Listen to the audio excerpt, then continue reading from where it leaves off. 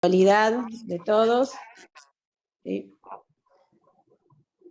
Esta clase se graba, después la subimos a YouTube, así que bueno, aprovecho para darles la bienvenida a todos a esta actividad de la Dirección Científica del Centro Oro. Les cuento que este año es un año especial para nosotros en el Centro Oro porque cumplimos 50 años de vida, así que estamos muy emocionados por eso y con muchas ganas de hacer cosas justamente a partir de esta posibilidad. Bueno, esta es la primera actividad que tenemos de este año en científica, son estas 3 clases que nos va a compartir con nosotros Pablo Ferneda, a las que tituló Subjetividad y sensibilidad de la fragilización al cuidado de sí. Les cuento, más allá de que Pablo seguro se va a presentar, Pablo es doctor en Teoría e Historia de las Artes, es licenciado en Comunicación Social, es docente de grado y de posgrado en instituciones del país y del extranjero, y además es autor del libro Cómo hacerse un cuerpo en el arte, prácticas artísticas y desobediencias de género. Bueno, les cuento que estos son 3 encuentros, este es el primero, el segundo va a ser el 13 de mayo y el tercero va a ser el 24 de junio, el 24 de junio, y de cualquier manera les volveremos a comentar las fechas, pero como para que vayan guardando en la agenda. Y en paralelo, vuelvo a repetir, en el chat hay un drive que Pablo nos facilitó para poder tener algunas lecturas para seguir trabajando entre encuentros y tener más material para compartir en el encuentro entre todos. Así que bueno, los dejo con Pablo. Gracias, Pablo. Un placer. ¿Cómo están? Estoy muy contento de estar acá y estoy un poco sorprendido con la multitud virtual. Les agradezco que se hayan conectado para pensar, para reflexionar, leer, conversar. Fundamentalmente a mí me gustaría que estos 3 encuentros funcionen como una conversación virtual, una conversación intelectual, una conversación con lecturas. Bueno, ahí un poquito Debbie me presentaba. Estábamos hablando al inicio, cuando recién nos conectábamos, que estoy acá en Entre Ríos. Por las dudas lo aviso, porque a veces acá la conexión no me resulta tan buena, pero estoy en Entre Ríos porque vine a presentar mi libro ayer aquí, cosa que ya había hecho en Buenos Aires a fin del año pasado, y la pasamos muy hermoso. Y aquí también. Bueno, algunas cosas que aparecían ahí en ese mini CV es que soy docente. Yo siempre digo que en los currículums nunca aparece lo importante. Siempre aparecen las cosas que uno hace a nivel académico, a nivel profesional, pero después el color favorito, la comida favorita, esas cosas que son las verdaderamente importantes que nos definen, esas no aparecen en los currículums, ¿no? Algo que aparece poco y yo siempre cuento es que soy entrerriano, soy de acá de la provincia de Entre Ríos, me crié sobre la costa del Uruguay. Después, cuando cumplí 18 años, me vine a vivir a la costa del Paraná y a estudiar acá. Y estoy un poco ahí hecho, estoy un poco hecho con mis paisajes. Vivo en Buenos Aires. Me gusta decir también que vivo en un lugar en donde mis 2 ríos se abrazan, en donde el Paraná y el Uruguay se encuentran, que es el Río de la Plata. Aunque Buenos Aires no es tan fácil llegar al río, ¿no? Como acá, que estoy a 1 cuadra y agarro el mate, que lo tengo acá al lado, y me voy caminando hasta el río. Allá no me resulta tan fácil, tengo que lograr sortear un par de autopistas, colectivos, un montón de cosas que... Pero bueno, me alegra, disfruto mucho de vivir en Buenos Aires. Es una ciudad profundamente estimulante para mí. Yo me fui a vivir allá hace 10 años porque fui a estudiar el doctorado en Teoría e Historia del Arte, y mis investigaciones han tenido que ver con corporalidades, géneros y prácticas artísticas, ¿no? Lo que yo investigué y lo que salió publicado en este libro que estoy presentando en estos meses, tiene que ver con una serie de prácticas artísticas a través de las cuales las artistas que yo sigo se hacen un cuerpo, ¿no? Buscan hacerse un cuerpo, piensan el arte como un territorio posible para hacerse un cuerpo. Y en esas prácticas nos van contando y nos van mostrando que todos y todas nos hacemos un cuerpo todo el tiempo, por muy inconsciente que eso sea o por muy invisible que eso sea, ¿no? O sea, de lo que dan cuenta estas artistas trans, travestis y trans que yo sigo en sus recorridos y en sus obras, es que, bueno, en principio que no existe ningún cuerpo natural, que es algo que lo decimos un montón, quienes formamos parte de las ciencias sociales, las ciencias humanas, la sociología, la psicología, siempre decimos, bueno, no hay nada natural, no hay nada natural, pero hasta que tocamos los temas de género, ¿no? Y ahí pareciera que sí creemos profundamente que hay un modo natural de ser varón, un modo natural, o lo voy a decir mejor, un modo natural de tener un cuerpo de varón, un modo natural de tener un cuerpo de mujer. Pues bien, no. Pues bien, ya podemos afirmar que no hay modos naturales de hacerse y de tener cuerpos. Fíjense qué expresión tan extraña la de nuestra cultura, que piensa que hay un sujeto por un lado y un cuerpo que se tiene por el otro, ¿no? Tener un cuerpo en sí mismo es una expresión profundamente extraña de nuestro lenguaje, de nuestra lengua, de nuestra matriz eh, lingüística, epistémica. Después vamos a profundizar en esto, ¿no? Ahí Entonces, tengo los auriculares, ¿eh? yo les voy a proponer a quien está de administrador que puede silenciar los micrófonos y así no se arman tantas interferencias. Y ustedes pueden abrir sus micrófonos, por mí, si es por mí, pueden abrir sus micrófonos cuando quieran para participar. Yo no tengo problema, interrúmpanme, pregunten, pero sí, mientras no los estamos ocupando, los podemos mantener silenciados, ¿no? Ahí hay una función de quien esté como anfitrión de la Sí, reunión que ahí puede los silenciar. estoy silenciando, Pablo, ahí están. Buenísimo, gracias Martín.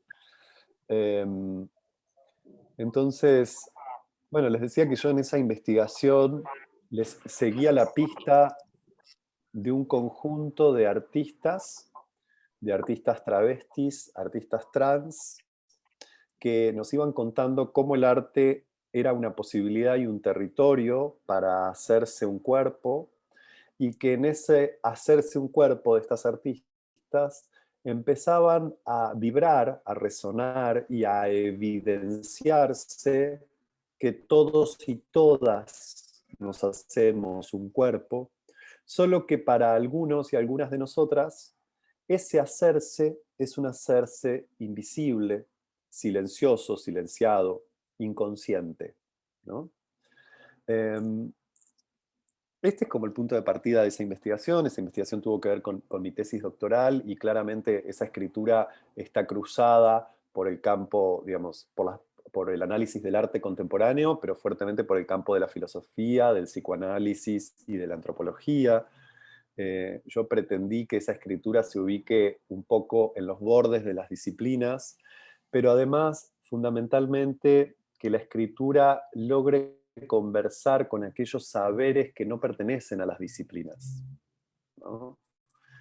Traigo esta expresión eh, muy simple, muy sencilla. En general tendemos a pensar en las ciencias sociales, tendemos a pensar con un término que es lo importante de lo interdisciplinar, ¿no? Y venimos hablando desde hace años, un montón de años, de la interdisciplina, qué importantes que son los abordajes interdisciplinarios.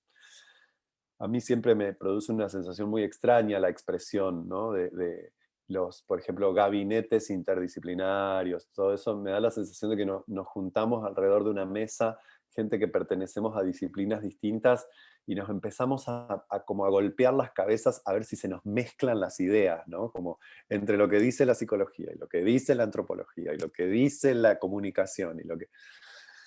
Y por eso con el tiempo también encontré una expresión que me hace mucho más sentido, que es la noción de lo transdisciplinar. ¿Por qué? No solo porque yo ya venía acercándome al campo de los movimientos trans y de las personas trans y los colectivos activistas, ¿no? de subjetividades trans, sino porque realmente la expresión transdisciplinar nos pone en perspectiva que hay saberes disciplinarios que están dentro de las disciplinas que ejercemos, pero que más allá y más acá hay saberes en tránsitos, que no forman parte de las disciplinas. Esos saberes en tránsitos, esos saberes que podemos y vamos a llamar en este espacio, taller de pensamiento, saberes menores, ¿no? Que han sido minorizados, demasiadas veces son puestos en un lugar justamente de minoridad respecto de los saberes disciplinarios. Los saberes disciplinarios tienen el reconocimiento de ser un saber con mayúscula, y los saberes menores, que son los saberes de los cuerpos, los saberes de los colectivos activistas, los saberes de la vida en la calle, ¿no? De las realidades sociales que viven las personas. En este caso, yo abordo a lo largo del libro las experiencias de las personas trans. Esos saberes, como no son disciplinarios, muchas veces quedan silenciados también. Entonces, me interesaba que el libro sea una escritura ¿no? Con esos saberes, que los saberes disciplinarios puedan estar con otros saberes sin necesidad de ponerse sobre. ¿Por qué me interesa esto? Justamente porque si no decimos, bueno, el libro trata sobre, mi investigación es sobre, y la palabra sobre es re pesada, porque sobre es estar parado arriba, básicamente, ¿no? Sobre algo. Y a mí me gustaría cuidarme mucho de eso, de que mi palabra, de que mis investigaciones y mi escritura sea sobre algo y mejor que dialogue con algo. Por eso no es sobre práctica. Por eso... Ay, tengo una interferencia, perdón.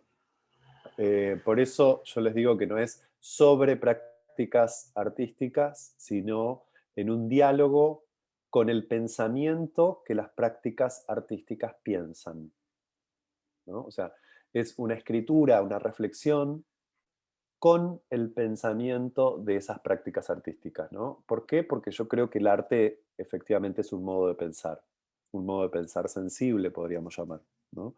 Pero es un modo de pensar y de construir saberes y de construir conocimientos. Y no solo los saberes científicos, ¿no? Lo son. Un poco ese fue mi recorrido académico de los últimos años, mi formación académica de los últimos años, y desde hace muchos años trabajo en muchas instituciones, instituciones en Buenos Aires, instituciones educativas y del campo psicoanalítico y de la psicología. Doy clases sobre temas que tienen que ver con corporalidad, género, filosofía contemporánea en muchas instituciones y también en mis propios talleres por mi cuenta desde hace varios años. Vengo trabajando en un doctorado en educación en Santa Fe, en la UNL, en donde soy docente de un seminario en el marco del doctorado. Y formo parte de dos instituciones en Perú, dos instituciones de psicoanálisis vincular en Perú también. Y mi color favorito es el violeta. Ya que estábamos con las cosas importantes del currículum. Y mi comida favorita siguen siendo las milanesas con papas fritas. Digo esto, si traigo esto un poco a modo de chiste, es porque muchas veces perdemos la pista de esos detalles en los que nos hacemos, ¿no? Y el currículum académico es hermoso y da cuenta de un montón de logros, y de recorridos, pero esos detalles de nuestra vida cotidiana también. De hecho, a mí me remite a esas escenas de la infancia en donde uno se conoce con alguien en el parque o en el jardín de infantes y lo primero que le preguntas son estas cosas, ¿no? ¿Cuál es tu color favorito? ¿A qué te gusta jugar más? ¿No? ¿Y cuál es tu comida preferida? No sé, yo recuerdo mucho de esas conversaciones, como... em, bueno, estamos acá en un taller, en un espacio de pensamiento. A mí me gusta llamarlos espacios de pensamiento y talleres a esto. Así dice Tortorelli, somos el café que tomamos, la música que escuchamos. Precioso, Alejandra, una amiga muy querida, Alejandra Tortorelli. En este caso, yo soy el mate que tomo, el mate que tomo mucho más que el café. Les decía que yo a estos espacios de pensamiento durante muchos años los llamé talleres. Yo digo que armo o construyo talleres de pensamiento. Me gustó mucho tiempo pensar en la palabra taller porque la noción de taller nos trae una idea muy concreta de práctica, de construcción, ¿no? Cuando pensamos en un taller es un lugar en donde se practica algo y se construye algo. Y yo creo que ahora que está tan de moda la noción de deconstrucción, ¿no? ¿Vieron que se escucha en todos lados, que nos estamos deconstruyendo? Parece que todo el mundo se está deconstruyendo. Bueno, entonces yo quiero abrir muchos talleres porque vamos a tener mucha necesidad de construirnos también después de tanta deconstrucción de esta época. La idea de taller me entusiasma por eso, me entusiasma porque vengo de una familia de carpinteros. Mi mamá y mi papá eran carpinteros en mi infancia. Em, y me crié adentro de un taller, de una carpintería, haciéndome juguetes y haciendo desastres adentro de la carpintería tremendos, arruinando muebles que estaban listos para entregar, ese tipo de cosas que hacía cuando tenía 6, 8 años. Y bueno, y me parece que con los años fui encontrando que no me alejé tanto del oficio familiar. Aunque yo no trabaje ahora con la madera y trabaje con palabras y trabaje con textos y con conceptos, me parece precioso sostener y rescatar una idea que para mí es muy importante y que viene de la mano del taller, que es la idea del oficio. Con los años, profundamente siento que me dedico mucho menos a una profesión que a un oficio. No me interesan tanto ya las profesiones, pero sí me apasiona el oficio que hago. El oficio es eso que se alcanza porque uno lo practica con muchos años. En mi caso, la docencia. Em, Tal vez es uno de los mejores elogios que uno puede recibir cuando a uno le dicen, tenés oficio, ¿no? Tenés oficio, wow, esta persona tiene oficio. Significa que tiene una práctica que se volvió inconsciente e incorporada, ¿no? Nuestro cuerpo sabe cómo hacerlo sin tener que pensarlo cada vez. Eso es que algo es inconsciente en este sentido, ¿no? Algo se vuelve inconsciente porque nuestro cuerpo sabe cómo hacerlo sin tener que pensarlo cada vez que lo hace, ¿no? Significa que entonces esa práctica, ese saber, caló profundo en nuestra subjetividad y se convirtió en materia prima ya de nuestro hacer, ¿no? Gladys dice, qué importante incluir testimonios, saberes menores contados por los protagonistas, de primera mano y no por terceros que los cuentan desde saberes mayores. Hermoso, Gladys, sí, efectivamente. Y por eso yo creo que hay una tarea, voy a retomar esta idea de Gladys, y es que hay una tarea cuando uno produce conocimiento que es un compromiso ético y es no borrarse uno mismo, no borrarse uno mismo de la producción del saber que uno está haciendo, pero no porque uno sea importante, sino porque uno es responsable por la palabra, ¿no? No- Digamos, cuando uno escribe, cuando uno hace investigación, justamente de lo que se trata es de evitar hablar por terceros y poder hablar desde lo que nos está pasando con ese encuentro, con esos saberes, con esas conversaciones. Un poco esto yo lo digo también en torno al libro y a las escrituras con estas artistas que sigo y que algunas de ellas son mis amigas muy queridas. y que digo, yo no puedo escribir sobre la vida de otras personas. No podría escribir nunca sobre la vida de las personas trans. Yo solo puedo escribir sobre aquello que a mí me pasa en el encuentro con sus experiencias y sus pensamientos. Y eso es hacer devenir menor el saber. O sea, en vez de sostener una palabra desde un lugar de saber mayor o de saber autorizado o de saber jerárquico, yo también puedo hacer devenir minorizado mi saber, en el sentido en que no es un gran saber, es el mío. Es el mío en mi cuerpo y cada uno irá encontrando sus propios modos de producir saberes en resonancias con otros.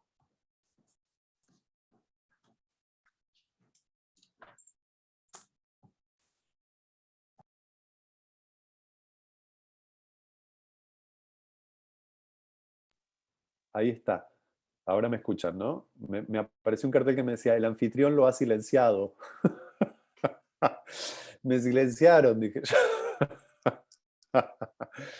Em, bueno, les decía que esto es un poco parte del desafío, ¿no? De producir un saber que sea local, un saber corporal, no un saber que pretende explicar a otros, que explicar sobre otros. Lo pienso inevitablemente en la clínica. Qué diferente que es posicionarse en un lugar de saber y hablar del otro como un caso, ¿no? Un caso sobre el que podemos dar cátedra y explicar y aplicar conceptos de los autores sobre ese caso, que es una vida, que en realidad es una vida, a posicionarse desde el lugar de un estado de Aplicar resonancia. conceptos de los autores sobre... Ay, ahí está, ahí estamos, ¿no? Eh, a estar en un estado de resonancia con esa vitalidad que es el otro o que es la otra, ¿no? Yo sé que lo usamos todo el tiempo a la expresión caso. Es una expresión que usamos un montón. Es parecida a la que en el mundo de la investigación aparece como objeto de estudio, ¿no? Pero bueno, como mínimo, si podemos reflexionar sobre esas connotaciones que traen estas palabras, podemos desarmar algo de ese lugar mayoritario, de saber mayoritario, y comprender que en última instancia estamos produciendo saberes a partir de lo que nos afecta esa vida, ¿no? Es muy diferente hablar sobre un caso que estar resonando en un estado de afectación por eso que llamamos un caso, ¿no? Que es una vida. Y ahí justo Norberto traía esta expresión que es el oficio de vivir, que es una expresión de César Pavese, eh, que en última instancia, ustedes perdonen, pero yo tengo algo que es que no puedo evitar un poco, que es que derivo. Ustedes me tiran una punta y yo empiezo a derivar, voy y vengo. Yo les prometo que voy a construir un hilo, pero ahora esta expresión de Norberto, que es el oficio de vivir, se conecta porque yo venía hablando del oficio que es algo que reivindico porque es una práctica que uno sostiene con los años, ¿no? Pero además se me conecta con una expresión preciosa de Derrida, que en realidad tiene todo que ver con el título de este taller, que es aprender por fin a vivir, ¿no? Derrida tiene esa expresión preciosa que es aprender por fin a vivir. Que si no me equivoco el año pasado en una preciosa charla que tuvimos acá en el Centro Oro, estuvimos hablando mucho de esa expresión, del aprender por fin a vivir. Y en donde Derrida juega un poco con esa expresión y dice, bueno, lo que pasa es que no se aprende a vivir más que acercándose al final. Por eso uno aprende por fin a vivir siempre entre la vida y la muerte, ¿no? Y no hay final al que se llegue en ese aprender, ¿no? El aprender por fin, el por fin, es una expresión engañosa, casi divertida, paródica, ¿no? No hay fin, no hay fin de ese aprender a vivir, pero sí que siempre se aprende entre la vida y la muerte, ¿no? Em, Me parece que eso es algo del oficio. Nunca se llega a. no hay un lugar a donde llegar, pero hay un disfrute del proceso, hay un disfrute de la práctica. Por eso les hablaba del oficio, del taller y del oficio, ¿no? Y en los últimos años se viene transformando mucho esta idea mía de hacer talleres. Empezó a mutar y empezó a aparecer, quienes vienen recorriendo algunos de mis espacios ya me escucharon muchas veces contar esto, pero la idea del taller empezó a mutar y empezó a convertirse en un jardín. Y decidí que ya no estoy abriendo talleres de pensamiento, estoy abriendo jardines de pensamiento. Me gusta mucho la idea del jardín porque es un lugar en donde cultivamos, ¿no? En donde cultivamos la vida, en donde cultivamos lo vivo. Y me parece precioso pensar que podemos hacer un jardín con las nociones, con las palabras, con los conceptos. Es lo que en gran medida la poesía hace, nos construye jardines. A veces la poesía nos construye desiertos, a veces la poesía nos construye selvas, a veces jardines. Con la filosofía podemos hacer lo mismo, podemos cultivar un pensamiento, seguir la pista de cómo un pensamiento crece en nuestro cuerpo, ¿no? Eh, y me gusta esta imagen. Bueno, un poco eso es a lo que me dedico. Todo esto parece una larga presentación, pero me interesaba ahí empezar a traer algunas imágenes, como la de los talleres, los oficios, los jardines. Este espacio de pensamiento tiene un título que era Subjetividades y Sensibilidades. A ver si me lo acuerdo, porque creo que ya me lo olvidé. Subjetividades y sensibilidades de la fragilización al cuidado, ¿no? Adriana dice, el jardín de los senderos que se bifurcan, a propósito de Borges. Adriana, preciosa esa resonancia porque nunca la tengo tan presente cuando hablo de mis jardines. Yo siempre estoy pensando en los jardines de Epicuro, que es un autor que vamos a dar acá en la próxima clase, el jardín de Epicuro, y siempre estoy pensando en el jardín de las delicias del Bosco, que es una pintura que también vamos a dar en la próxima clase. que también vamos a dar en la próxima clase. Este primer encuentro funciona a modo de presentación de algunos problemas y en la próxima clase nos vamos a meter con Epicuro y el jardín de las delicias.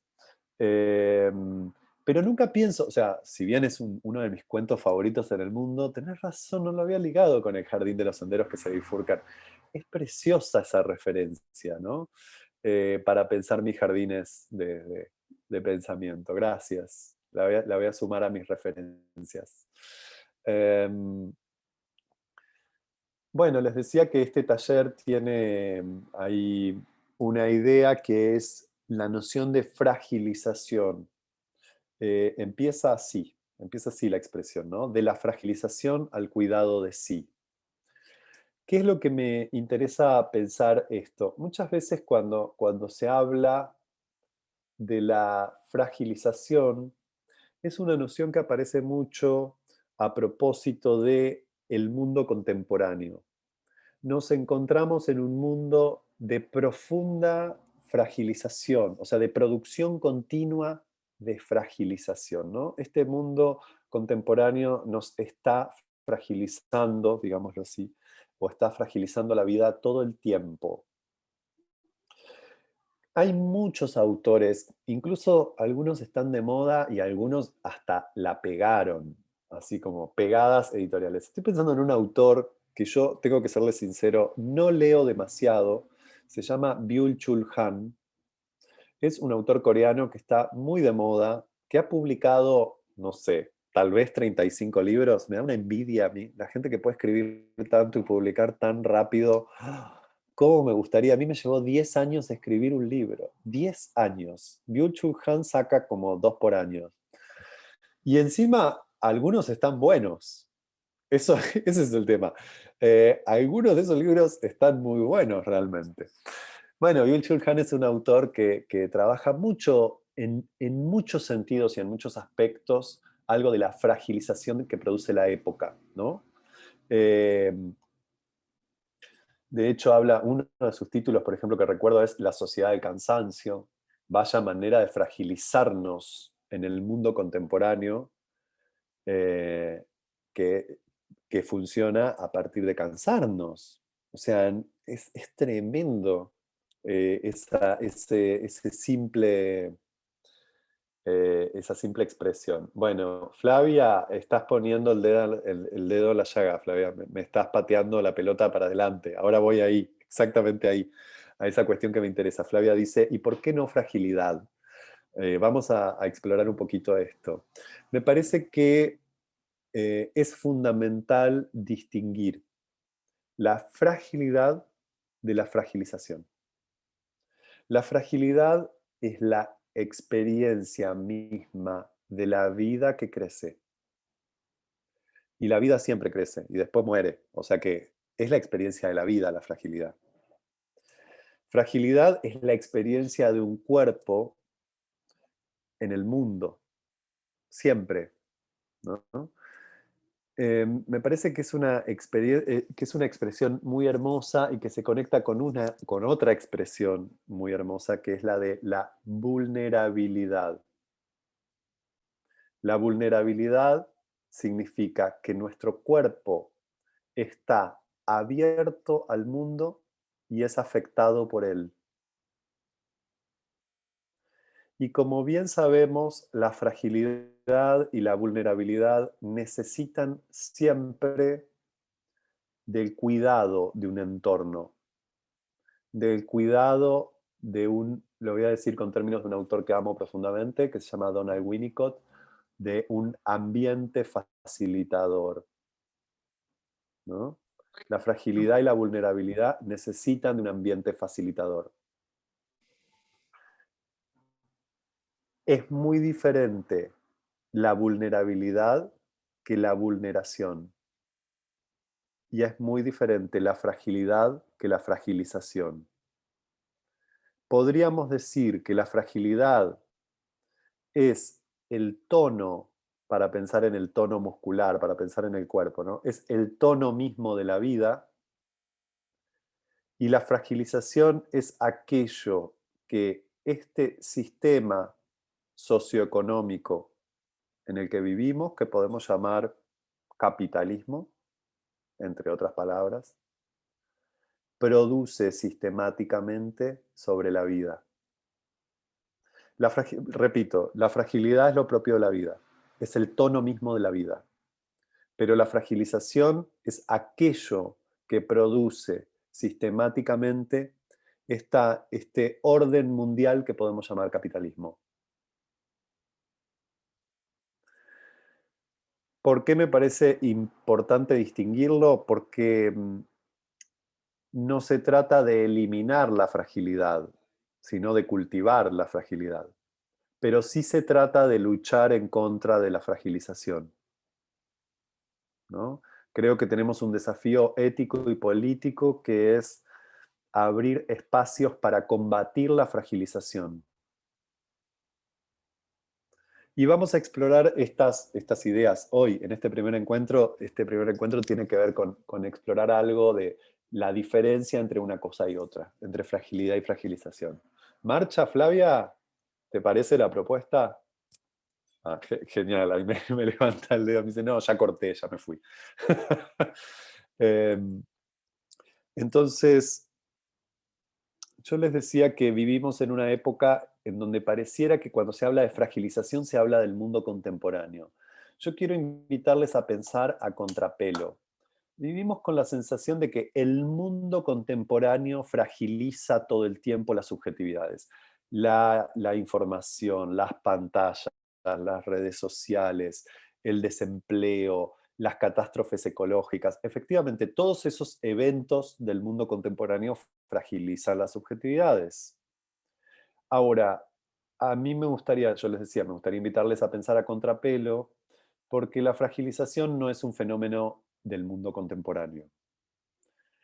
La fragilización tiene la historia de la colonialidad, para mí. Y les voy a decir por qué, les voy a dar mis argumentos. Todo lo que yo digo se puede discutir y puede ser de otra manera, pero bueno, yo construyo un relato. El relato es eso, es un relato, es una perspectiva. A mí me gustaría invitarles a pensar que la fragilización es el efecto de un proceso colonial. Entonces, no se trata de que vivamos en un mundo contemporáneo que nos fragiliza, vivimos en una historia colonial que nos fragiliza. ¿A qué me refiero cuando uso la expresión colonial y colonialidad? Retomo las palabras de mi maestra y pensadora argentina y latinoamericana, María Laura Méndez, que es una antropóloga con quien yo trabajo y me formé desde hace 20 años, y es un honor para mí seguir trabajando con María Laura. Eh, También yo siempre digo que tengo la suerte de tener una maestra, no todo el mundo lo tiene. Porque una maestra, un maestro verdaderamente es aquel que te lleva, que te acompaña en tu propio camino.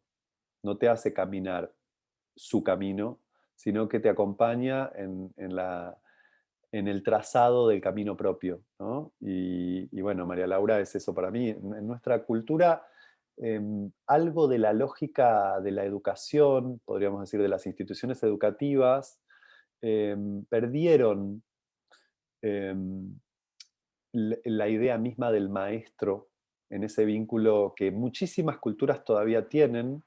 En la cultura india se llama gurú, significa maestro, pero vieron que acá tiene como una connotación negativa. El gurú es alguien que se cree superior.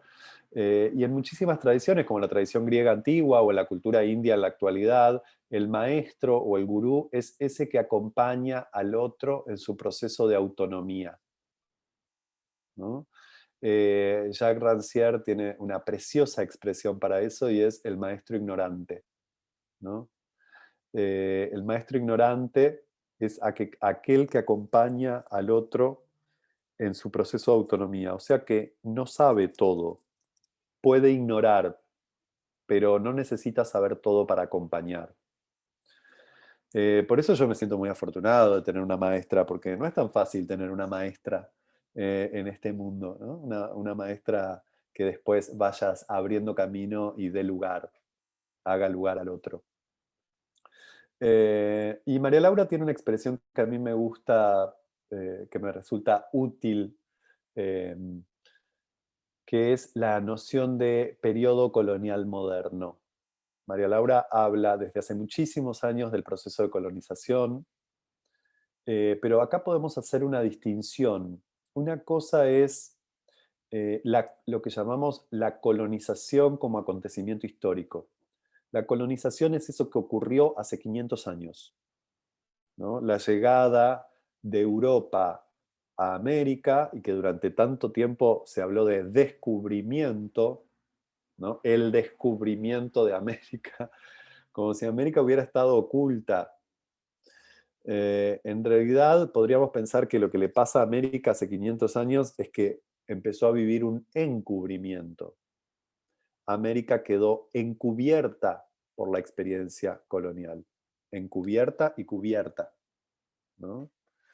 Entonces, ¿de qué descubrimiento nos están hablando? Recuerdo en los 90, vieron que nuestra cultura es una cultura muy como copada con los eufemismos, ¿no? Entonces, en los 90 había aparecido un eufemismo políticamente correcto que decía, no, ya no hablamos del descubrimiento de América, hablamos del encuentro de dos mundos. En el 92, cuando se celebraban los 500 años, ¿no? Recuerdo que yo tenía 10 años, estaba en la escuela, y hacíamos los carteles para el pizarrón, en donde decía, el encuentro de dos mundos. Es tremendo, ¿no? Porque si hubo algo que fue un desencuentro, fue ese encuentro. O sea, esto que llamamos el encubrimiento de América fue un profundo desencuentro, ¿no? Los pueblos amerindios efectivamente recibían a los españoles como dioses, creyendo que eran dioses, y los españoles se encontraban con los amerindios creyendo que eran animales. De encuentro ahí hubo muy poco, ¿no? A esto llamamos la colonización. Pero la colonialidad es otra cosa. Si la colonización es un acontecimiento histórico, como yo les decía recién, la colonialidad es un proceso histórico-social. Que la colonización ocurrió hace 500 años, pero la colonialidad ocurre desde hace 500 años, ¿no? A eso podemos llamar colonialidad, un proceso histórico-social que sigue aconteciendo. y que constituye nuestra matriz epistémica, o sea, nuestros modos de concepción del mundo, y constituye nuestras subjetividades.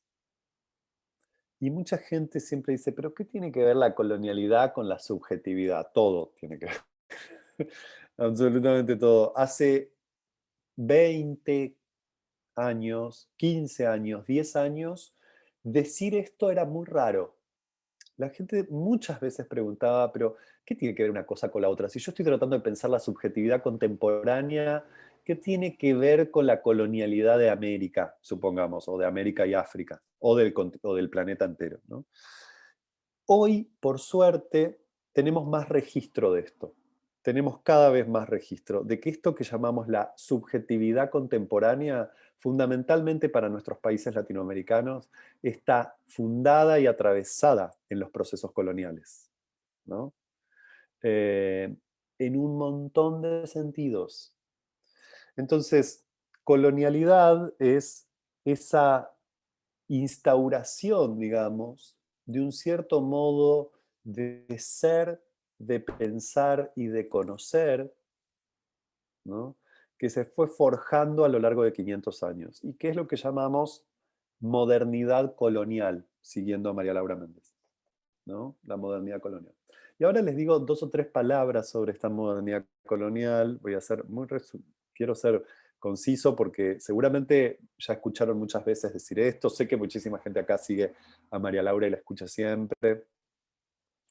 Pero hay una característica fundamental que para mí está en la base de lo que podemos llamar fragilización, ¿no? Y fragilización contemporánea. Y es la ruptura de la dimensión, la ruptura de la experiencia comunal de la vida, ¿no? La disolución de lo comunitario. Y esto es parte de la episteme colonial moderna, ¿no?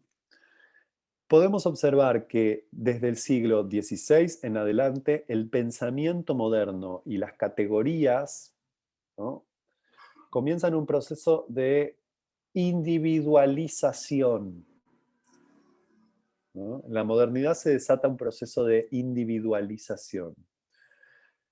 Va a tener como su punto álgido en el pensamiento de René Descartes. Lo habrán escuchado nombrar a René Descartes, filósofo de la modernidad, padre del racionalismo, nos encantan los padres, padre del racionalismo, un tipo que escribió en esa transición entre el siglo XVI y XVII, inaugura el pensamiento del siglo XVII, fundamentalmente, y uno de sus textos fundantes, lo recordarán tal vez del secundario, de alguna materia de la facultad, es el discurso del método.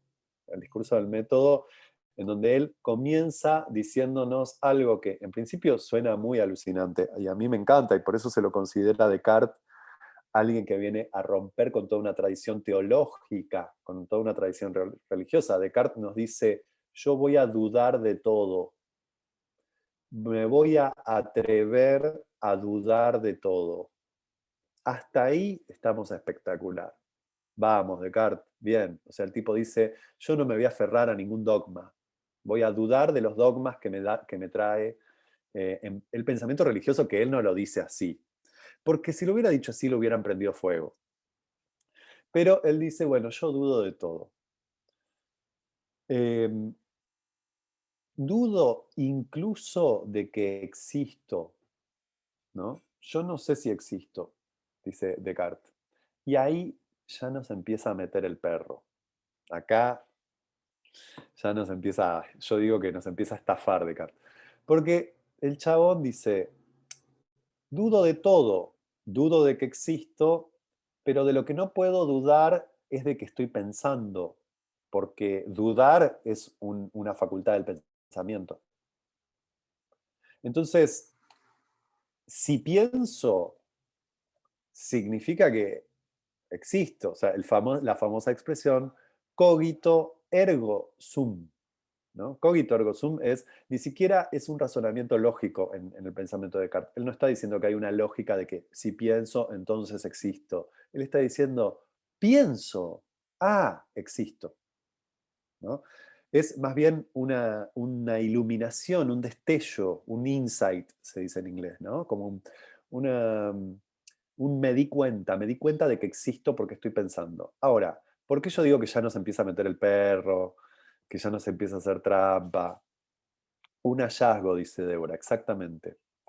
Yo digo que un poco nos mete el perro porque el tipo dice, yo puedo dudar de todo lo que mis sentidos me dan como información, pero no puedo dudar de que pienso. Y nosotros podríamos, acá es en donde nos damos cuenta que en gran medida los sistemas filosóficos se sostienen sobre ciertas ideas profundamente arbitrarias. Porque podríamos decirle a Descartes en ese momento, ¿y por qué tu sensación y tu cuerpo no es un lugar en donde validar, ¿no? Que efectivamente si percibo, podría haber dicho, si siento, existo. Ah, no, es si pienso, existo. Porque parece que sentir no es un modo válido de sostener la categoría de existencia, ¿no? Esto ya es una estafa. Esto ya es una estafa. Claro, porque fíjense que el tipo nos dice, dudo de que tengo un cuerpo, pero ¿a quién se le ocurre dudar de que tiene un cuerpo? Digamos, es mucho más fácil dudar de que tenemos un alma. Ah, no, pero del alma no se discute, ¿no? Porque como estoy pensando, significa que tengo un alma que piensa. Pero duda de que tiene un cuerpo. Bueno, Descartes se ve que tenía bastantes problemas de percepción, de autopercepción motriz y sensible, porque digo, solo con un bloqueo muy profundo de la sensibilidad podés llegar a decir que dudás de que tenés un cuerpo. Además, porque si nosotros lo leemos a Descartes, otra de las cosas que dice es que efectivamente, como para el pensamiento moderno, cristiano primero y después moderno, los animales no tienen alma, ¿no? Los animales no tienen alma, solo los humanos tenemos alma porque parece que somos una especie superior, maravillosa, muy inteligente sobre todo, muy inteligente, nos ha ido bárbaro con la inteligencia que tenemos y el alma nos fue re bien. Los animales parece que no tienen alma, entonces los animales, si no tienen alma, significa que tampoco padecen ni sienten el dolor para Descartes, ¿no? Parece que si vos le quebrás una pata a un perro y el perro grita, Descartes afirma que hay que pensar lo que es como una máquina que se rompe, porque total, ese ser no tiene alma. Estas cosas afirma Descartes. Ahora, ¿nunca tuviste un cachorrito, René? ¿Qué te pasó para no tener sensibilidad con lo vivo? Para pensar que cuando un animal está sufriendo o gritando, lo que está pasando, ¿no? Lo que está pasando es que es una máquina que se rompe. Esto es lo que llamamos pensamiento mecanicista del siglo XVII. Y Descartes es uno de los autores principales del pensamiento mecanicista. Es un pensamiento que piensa que el cuerpo es un mecanismo, al igual que un aparato técnico, que equipara aparato técnico a mecanismo. Entonces, solo lo que nos da estatuto de humanidad sería el alma, pero el cuerpo es un mecanismo y no es tan importante como el alma, ¿no? Entonces, Descartes funda un tipo de pensamiento racional, porque no es el único tipo de pensamiento racional que hay en la modernidad. También está el racionalismo de Spinoza, y el racionalismo de Spinoza es profundamente distinto al de Descartes. Spinoza comienza siendo un cartesiano y después se convierte en un hereje, profundamente, ¿no? de toda la tradición occidental. Pero no nos vamos a meter tanto con Spinoza hoy. Me quedo con esta imagen de Descartes, que es un tipo que nos dice que no es la sensibilidad la que nos da verdadero conocimiento del mundo, sino el pensar, el cogito. O sea que es contraintuitiva la filosofía cartesiana, ¿no? Porque es contrafáctica, porque de hecho es el cuerpo el que nos da la percepción del mundo, y sin embargo él niega a los sentidos y al cuerpo como fundamento de conocimiento, ¿no? Eso por un lado, pero además, toda la formulación de Descartes es individualista, porque él parte de fundar la existencia del cogito a partir de un acto individual que es pienso, luego existo. Ahora, ¿cómo se piensa solo? Me pregunto yo. Porque nadie en la historia de la humanidad, si queremos, ha podido pensar nada solo. En realidad, a lo sumo, también esto es una trampa de la filosofía de Descartes, porque a lo sumo Descartes podría haber dicho, bueno, pensamos, luego existo. Pero no se le ocurrió tampoco, ¿no? Entonces, ya en el surgimiento mismo del pensamiento colonial moderno, o de esto que yo llamo la episteme colonial moderna, hay una profunda fragilización, que es el fundamento del sujeto sobre sí mismo, negando profundamente que la subjetividad es el efecto siempre de un colectivo. En esto Descartes no está solo. Ahí lo tenemos, por supuesto, a Hobbes. Hobbes, autor clave del surgimiento de la modernidad, que nos dice esa simple y famosa frase que se encuentra en el Leviatán, que es: el hombre es lobo del hombre, ¿no? O sea que en realidad somos individuos que cada uno quiere todo para sí y que estamos dispuestos a matar al que tenemos al lado para quedarnos con todo. Y entonces tiene que venir el Estado, entonces tiene que venir el contrato social a poner un límite a mi deseo desenfrenado de querer todo para mí y mi deseo descontrolado de querer matar a mi vecino. Y entonces solo así podemos entrar en el estado de sociedad. Esta teoría, de la cual hoy nos podemos un poco reír o poner en cuestión, sigue fundando todas nuestras estructuras institucionales, estatales. Nuestra historia de la modernidad está fundada en la teoría política de Hobbes, de Locke y de Rousseau, ¿no? Los contractualistas, el contrato social. Fíjense que la teoría misma del contrato social parte del hecho de que soy un individuo que va y contrata para entrar en una sociedad. Lo cual es también contrafáctico y contraintuitivo, porque justamente lo que niega esa teoría es que formamos parte de un colectivo a partir del cual nos singularizamos, que es muy diferente decir que la sociedad es una suma de individuos a que la singularidad es el efecto de un colectivo, ¿no? Acá encontramos la raíz de una profunda fragilización de la subjetividad. Cuando vivimos en una cultura que nos enseña a pensar a partir de una idea de sujeto como alguien que está recortado del mundo, ¿no? Como alguien que se constituye por oposición al mundo, esto es garantía de fragilidad, de fragilización, digámoslo, ¿no? Esto ya es garantía de fragilización. Entonces, todo el periodo colonial es un periodo de fragilización. No es que las nuevas tecnologías, la inseguridad, las guerras, la pandemia o la catástrofe ecológica nos está fragilizando.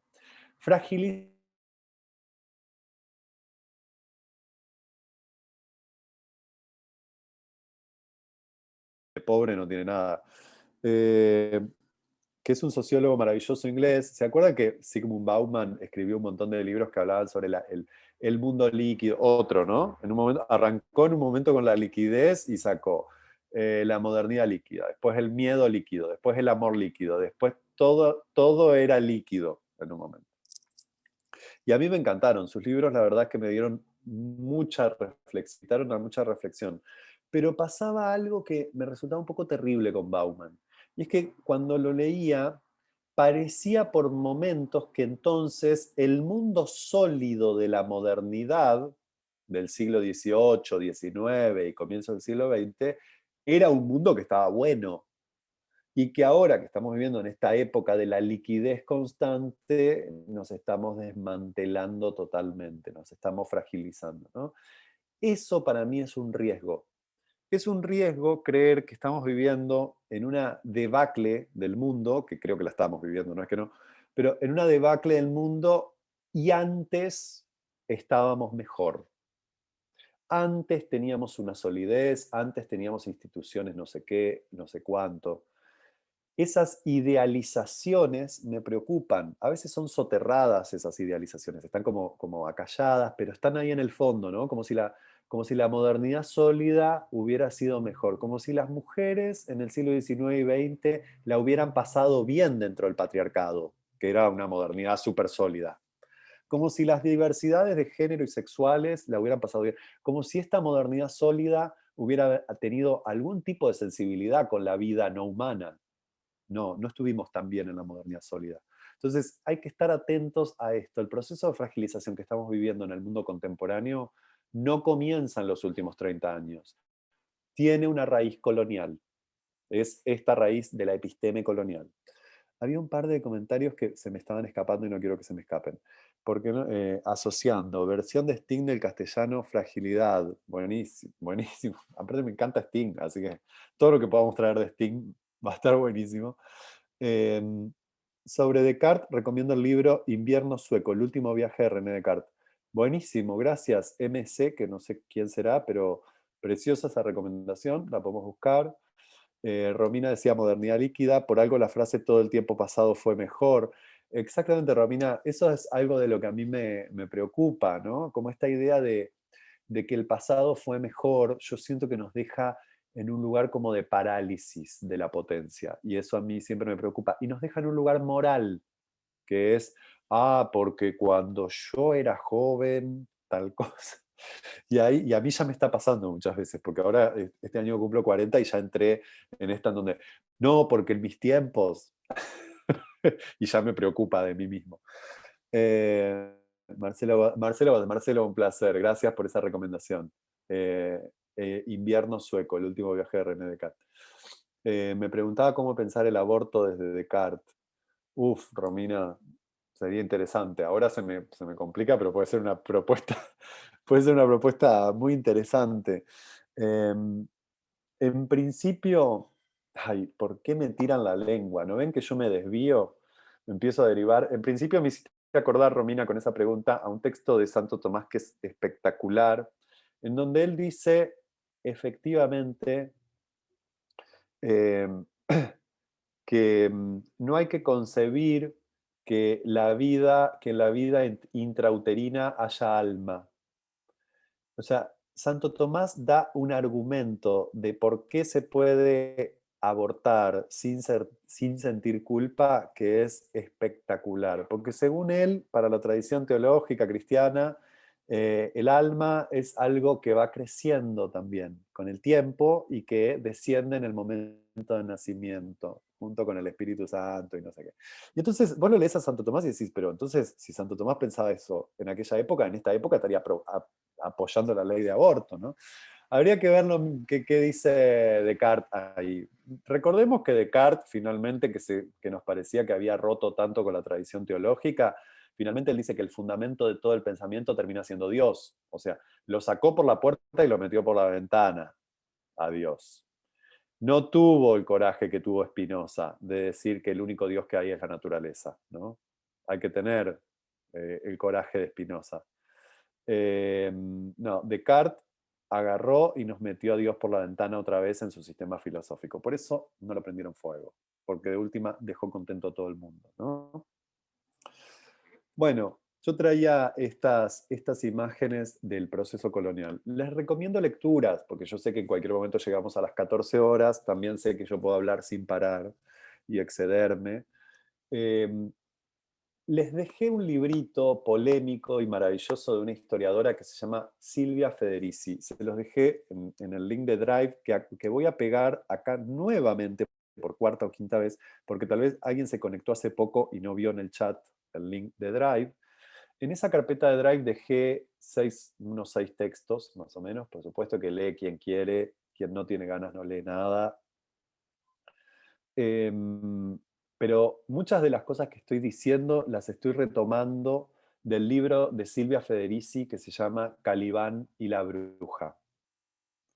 Calibán y la bruja es una revisión histórica de esta autora marxista, de esta historiadora marxista italiana que se llama Silvia Federici, en donde ella se propone revisitar la historia del capitalismo, o sea, la historia de la modernidad, a partir de un acontecimiento profundamente silenciado, que es la Casa de Brujas. Y ella nos explica brillantemente por qué no podría haber nunca instauración del sistema capitalista colonial si no se hubiera llevado adelante y sostenido la Casa de Brujas como una política de instauración del capitalismo. Pareciera que no tienen nada que ver esos acontecimientos y ella nos va demostrando que tiene todo que ver, que tiene todo que ver. Fíjense qué interesante poder pensar que este proceso de fragilización que comienza el capitalismo lo hace primero sobre las comunidades de sus pueblos colonizados, o sea, fuertemente África, Asia y América, ¿no? Una profunda fragilización de las comunidades, la instauración del modelo de Estado como ruptura de las lógicas comunales, esto que llamamos el Estado moderno y que en un montón de sentidos lo defendemos, porque no nos queda otra, digamos, porque lo necesitamos frente a una voracidad del neoliberalismo. En parte lo necesitamos, pero tengamos siempre en cuenta y tengamos siempre presente que todo modelo de Estado moderno es un modelo de Estado colonial. Y que cuando defendemos el Estado, nos estamos inscribiendo también en esta historia. Y no estoy diciendo por eso que no haya que defenderlo. Digo, hay que poder reflexionarlo. La historia del Estado moderno es la historia, es la contracara de la historia del capital. El Estado moderno nace para garantizar el funcionamiento del capitalismo. Y fundamentalmente para instaurar un sistema de gobierno que rompa con los funcionamientos comunales, con las regulaciones comunales de todos los pueblos. Entonces, esta es la primera fragilización. Esto viene de la mano con la Casa de Brujas. Silvia Federici analiza cómo la colonización es un doble proceso europeo. Hacia el exterior, como colonización efectivamente de los pueblos que vienen colonias, ¿no? América, África, Asia. Pero hacia el interior de Europa, con la persecución de todos los saberes menores sobre el cuerpo, la salud y el placer que detentaban las mujeres en las comunidades campesinas. Esas que son prendidas fuego con la acusación de brujería. Entonces, eso también es una profunda fragilización de la comunidad, ¿no? Si vos, para instaurar un sistema médico hegemónico y un discurso hegemónico de la salud, tenés que perseguir a las mujeres que detentan durante siglos los saberes en torno a las plantas, bueno, tremenda tarea de fragilización. Hoy, especialistas que forman parte de los laboratorios internacionales de fabricación de medicamentos, pasan largas estancias internados en la selva amazónica conversando con chamanes. ¿Por qué? Porque ahí están los saberes que después los laboratorios utilizan, ¿no? Entonces, eso mismo pasa con la historia de la Casa de las Brujas. Por un lado, hay una serie de saberes que se apropia, o sea, que expropia, expolia, extrae los saberes de las mujeres, que detentan las mujeres en las comunidades, y por otro lado, una persecución, ¿no? Y negación de esos saberes. Digo, ¿en qué momento pasamos de que sean los varones los que están a cargo del parto de las mujeres, cuando durante milenios las mujeres se hicieron cargo de ese proceso y supieron cómo hacerlo, ¿no? Ese es un ejemplo entre miles. Ustedes me pueden dar un montón de argumentos históricos de la medicina, de la salud, pero es muy interesante adentrarse en esta historia de la casa de brujas para entender la instauración de esa fragilización. Hay un capítulo particular de ese libro, ahora retomo eso, Mariana. Hay un capítulo particular de ese libro que se llama El cuerpo rebelde. Quien tenga ganas de leer algún capítulo en específico del libro de Calibán y la bruja, hay un capítulo que se llama El gran Calibán, el cuerpo rebelde. Lo que cuenta ahí Silvia Federici es cómo se empieza a instaurar este sistema de pensamiento, desde Descartes y desde Hobbes, ¿no? O como con fundamento en Descartes y de Hobbes, en donde se instala el pensamiento mecanicista del siglo XVII, en donde se pierde cualquier registro de la sensibilidad de lo vital, ¿no? Para instaurar un sistema mecanicista. Que tiene consecuencias hasta hoy en nuestro sistema de pensamiento, ¿no? En nuestras concepciones del cuerpo. Ahí tenemos un primer texto que habla de la fragilización, creo yo, muy profundamente. Y después hay un segundo aspecto, no pasa nada, acá estamos con mi familia y hay viento y se abre la puerta. Hay un segundo aspecto que podemos buscar para leer y que sí tiene que ver con el mundo contemporáneo, y yo no llegué a desarrollar demasiado de eso, pero yo quería como más bien desarrollar ciertos fundamentos para que después podamos leer lo que leemos, ¿no? Que es esto que a mí me interesa llamar periodo colonial moderno, siguiendo a María Laura. Pero el otro libro que les pongo en torno a la noción de fragilidad, de fragilización, es un libro que se llama Generación Post-Alfa, de Franco Bifo Berardi. Tal vez muchísimas personas acá ya lo leyeron. Es un libro que se publicó en Argentina en el 2007.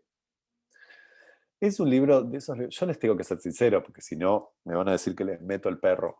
Es de esos libros que uno los termina de leer y no tiene más ganas de vivir. Te saca todas las ganas de vivir, te deja con una angustia, pero con esas angustias profundas. Pero ¿saben qué? Uno lo puede leer por partes, uno no necesita leerlo todo al libro, pero sin embargo trae ideas muy interesantes para pensar esto que llamamos el paso de las generaciones alfabéticas, o sea, aquellas personas que efectivamente nos criamos con una tradición, con una transmisión de saberes a partir de la lectura y la escritura, y a partir de un concepto mismo que es el de linealidad del tiempo. La cultura moderna instauró una concepción del tiempo lineal, y esto implicó que nosotros pensemos la subjetividad de manera lineal, ¿no? Infancia, adultez, vejez, inicio, nudo y desenlace, pasado, presente, futuro, y pensar que hay algún tipo de progreso en esa linealidad, lo cual es muy extraño, muy extraño. Basta con que yo mire, ahora que ya se darán cuenta que estoy atravesando la crisis de los 40, ¿no? Con que yo mire mis 40 años y diga, de progreso, muy poco ha habido. Han pasado un montón de cosas hermosas en mi vida, pero progresar, tal como se entendía en la modernidad que era progresar, eso ya no pasa, ya no nos pasa, ¿no? El progreso es una ficción de la modernidad. Entonces, ese pensamiento que Berardi llama acá un pensamiento alfabético, un tipo de pensamiento alfabético, una cultura alfabética que se constituye... Ustedes están escuchando, ¿no? El vendedor ambulante que hay atrás mío. Bueno. Compra calefones, les puedo ir contando todo lo que compren. No me puedo escuchar ni yo de tan fuerte que es. Ahí ya está pasando. Les decía que... Esperen, que me olvidé que les decía. Las culturas alfabéticas, estas culturas en donde constituimos nuestro pensamiento en un tipo de lectura que va de izquierda a derecha, como concebimos que va la línea del tiempo, de izquierda a derecha, ¿no? A esto llamamos culturas alfabéticas, que pensamos que se lee de arriba a abajo y de principio a fin, y que así transcurre la vida. Y resulta que las transformaciones tecnológicas vienen a instaurar otros modos de leer y por ende de pensar. Ya no vivimos en un mundo alfabético, en donde se lea de principio a fin y de izquierda a derecha. Vivimos en el mundo del multitasking, de la multiplicidad de pantallas. Vivimos en un mundo más parecido al papiro, en donde se llama scrollear. Disculpen que me haga el canchero, pero esas cosas dicen los jóvenes ahora. Scrollear, que es como hacer con el pulgar para arriba, scroll, para que suba y baje la pantalla del celular, ¿no? Vivimos en un mundo en donde la información y el saber entra de otras maneras, ya no linealmente. Y entonces se produce una profunda fractura de la transmisión intergeneracional, porque los adultos no sabemos bien ya cómo hablarles a jóvenes, a adolescencias, que procesan la información de una manera totalmente diferente y que les interesan cosas diferentes y que están bombardeados y bombardeadas por una cantidad de información que procesan de manera distinta. Nosotros también estamos bombardeados con un exceso de información, lo cual Franco Berardi llama colapso infonervioso. Estamos viviendo una era del colapso infonervioso. ¿Por qué? Porque hay sobreinformación de todo y la sobreinformación trae desensibilización. El exceso de información, al contrario de lo que nosotros creemos, que es que, bueno, así vamos a tomar conciencia, no, nos produce una profunda desensibilización, una saturación de las terminales nerviosas. Interesante como hipótesis, ¿no? Pifo trabaja un montón de estas cosas en el libro. Quienes tengan ganas de profundizar ahí en una lectura sobre la fragilización contemporánea, es muy bueno esto. Mariana decía, también se destruyeron a todas las diosas. Volviendo a lo de las brujas, que me olvidé de retomar. Exactamente, Mariana, se pierde la pista de lo sagrado femenino. El único modo en que sobrevive en el imaginario moderno lo sagrado femenino es ligado a la Virgen María, que es una tradición cristiana, ¿no? Pero claro, las diosas, lo sagrado femenino, la tierra, todo esto, hemos perdido las profundas conexiones con eso y necesitamos urgente reinventarlas, ¿no? Urgente reinventarlas. Incluso si es a través de la Virgencita, ¿no? Incluso si es a través de una conexión con lo sagrado femenino que heredamos por los relatos de nuestras madres y abuelas, ¿no? De esas vírgenes de las que podemos ser devotos y devotas. Todo cosas que no son muy científicas las que les estoy diciendo, ¿no? Pero que sin embargo para mí son muy importantes, porque la pregunta de fondo de este taller es ¿cómo vamos a reinventar lo sagrado? No sé cómo, pero quiero sostener esa pregunta. ¿Cómo vamos a reinventar lo sagrado? La primera fragilización que hemos vivido en nuestra cultura es la destrucción de lo sagrado.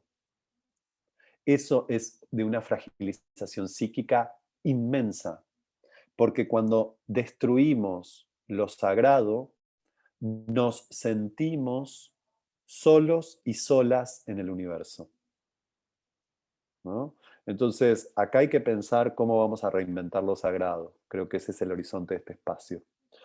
Después decía Romina, el típico estar en una, que se escucha mucho hoy. Romina, me imagino que te referís a las nuevas subjetividades, a las adolescencias de que están en una. No sé si era eso, pero me da la sensación de que se conecta. Sí, dice. Cintia antes decía, Isabel Stengers en La brujería capitalista toma también algo de estas cuestiones. Tal cual, es un libro precioso de Isabel Stengers, en donde dice cosas maravillosas a Isabel, porque una de las cosas que dice es, la modernidad se fundó en la persecución de las brujas. Ahora, lo que no entendemos es que el capitalismo actúa por brujería. El capitalismo nos embruja todo el tiempo. Entonces necesitaremos rescatar y reinventar nuestras prácticas brujas, porque a la brujería se la combate con brujería. Y esto es espectacular, porque si ustedes se criaron como yo en un pueblo, saben perfectamente que, bueno, siempre cuento lo mismo, perdón que soy reiterativo, pero que en mi caso, mi médico pediatra que vivía en una esquina me mandaba a la vuelta de la esquina, a la vuelta de la manzana, en donde estaba la curandera, que me curaba y que me limpiaba, ¿no? Me curaba del ojeo. Yo tengo, por suerte, todavía un par de brujas que me curan del ojeo. Y sabemos perfectamente que a energías que traen mucha destrucción hay que combatirlas con energías de protección y de sanación. Y eso es combatir brujería con brujería. El capitalismo es una brujería y podríamos decir muy sofisticada, muy compleja. Tendremos que volver a rescatar nuestras brujerías eh, para volverlas otra vez sofisticadas. Me hicieron acordar que tengo un texto que se llama Nuestras brujerías. Por ahí lo voy a buscar y se los voy a subir a la carpeta también para que, si tienen ganas de leer, lo tengan a mano. Había algo más que estaba por acá. Dice, el exceso de información es como tener el gimnasio todos los días, todos los horarios y no poder elegir, ¿no? Exacto. Exacto, Romina. Exactamente, muy buena analogía. Como tener todos los horarios del gimnasio y no poder hacer nada, y no hacer nada. Es eso. Es lo que a mí me pasa con el gimnasio, además. Maravilloso encuentro, gracias. Me disculpo porque me tengo que retirar mucho para pensar. Saludos a todos. Maite, un beso que ya se fue. ¿Dónde ha quedado el saber que hemos perdido en el conocimiento? Diría el poeta. Precioso. Ahí está esa distinción que ya estamos haciendo desde el comienzo, Martín, que es entre saberes y conocimiento. El conocimiento se escribe con C mayúscula, es el conocimiento en general científico, pero los saberes son esos saberes menores, ¿no? Precioso. Débora dice, volvemos al tema del cuidado compartido como una práctica. Totalmente, es lo que vamos a estar profundizando en los próximos encuentros, pero yo quería dejar este par de lecturas, en principio, que eran la lectura de Silvia Federici, la lectura de Franco Berardi, sobre lecturas que tienen que ver con la fragilización de la época, pero cuando decimos la época ya no son los últimos 30 años. La época son estos 500 años, esto que el pensamiento andino llama el periodo del Pachacuti, estos 500 años que han entrado en crisis nuevamente, ¿no? Entonces, hay otro libro que también les dejo, ya sé, es una exageración, pero es para que cuenten con el material, un libro precioso de Judith Butler, que se llama Vida Precaria, en donde Butler vuelve a trabajar estas ideas en el sentido en que yo las estoy trayendo acá, que es una cosa, es la precariedad propia de la vida, la vulnerabilidad propia de la vida, y otra cosa es la precarización a la que nos somete el capitalismo y la guerra. Ella está analizando en esos textos la guerra del 2001, la caída de las torres y el sistema de terror que se instala, ¿no? A partir de la caída de las Torres Gemelas a nivel mundial, y el modo en que eso precariza nuestras subjetividades, ¿no? En el modo en que eso empobrece, por ejemplo, empobrece y precariza a todas las personas que entran dentro de la categoría de refugiados, refugiadas, extranjeros y extranjeras, ¿no? Fíjense cómo nuestros sistemas políticos económicos precarizan la vida de mil maneras. Así que queda esa lectura para quien quiera ahondar también ahí. Yo trabajo profundamente estas ideas a partir de una expresión en mis talleres que se llaman dislocaciones del género. Yo trabajo esta idea justamente como la dislocación, como eso que nos desmantela, ¿no? Y eso que se produce en nuestra experiencia cotidiana, ¿no? Hoy nos encontramos todo el tiempo en dislocaciones y necesitamos a eso responder con composiciones, ¿no? Podríamos decir, no es lo mismo la dislocación que la composición, no es lo mismo la fragilidad que la fragilización, la precariedad que la precarización. Nos vemos, Flavia, la próxima. Un placer. Les cuento las lecturas que quedan para el próximo encuentro, que son simplemente textos que quiero abordar y trabajar, 2 o 3. Epicuro, un pensador del siglo III a.C., que nos hablaba del cuerpo, del placer, ¿no? Y del cuidado de sí. Con Epicuro se puede leer Tecnologías del Yo, de Michel Foucault, un texto que trabaja la noción de cuidado de sí específicamente, y qué significa esto para el pensamiento griego. Y yo le sumo un texto que me enamoré profundamente de Alouche, un psicoanalista francés muy importante, publicado por el Cuenco de Plata, que se llama El psicoanálisis, un ejercicio espiritual. Y también, si tienen ganas de leerlo o de ahondar, en los 2 próximos encuentros vamos a estar recorriendo esas lecturas. Se vienen con todo leído, les voy a tomar examen. No, mentira. ¿Estamos bien? Estamos perfectos, nos quedamos anonadados, creo. No, sí, está muy bueno. Estamos justo en la hora, así que nos queda más que repetir que nos vemos el 13 de mayo, nuevamente. Vamos a usar el mismo link, y Buenísimo. bueno, con las lecturas completas, como dice acá, ya se convirtió, al final pareces una maestra. Y yo soy re maestra ciruela. Me encantaría, pero como en realidad no lo logro, porque como no me gusta tomar examen, No, finalmente no puedo. seguro, seguro. Así que bueno, quedan todos invitados, y abierta la posibilidad de que bueno, podamos seguir pensando, dialogando y construyendo nuevas composiciones, ¿no? Para tomar lo que Pablo nos propone.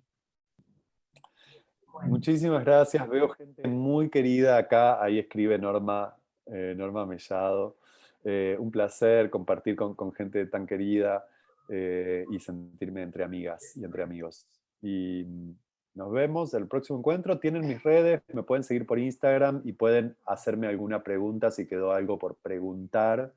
Mi nombre es Pablo Farneda, así me van a encontrar en Instagram y me pueden escribir ahí si quieren que retome algo en el próximo encuentro. Te pueden escribir a vos o pueden escribirnos al correo del Centro de Científicas Centro Oro, donde se anotaron, y también yo le voy adelantando las preguntas a Pablo para tener propuestas. Totalmente. Así que bueno, muchas gracias a todos por compartir este espacio nuestro del Centro Oro y nos vemos en la próxima. Gracias.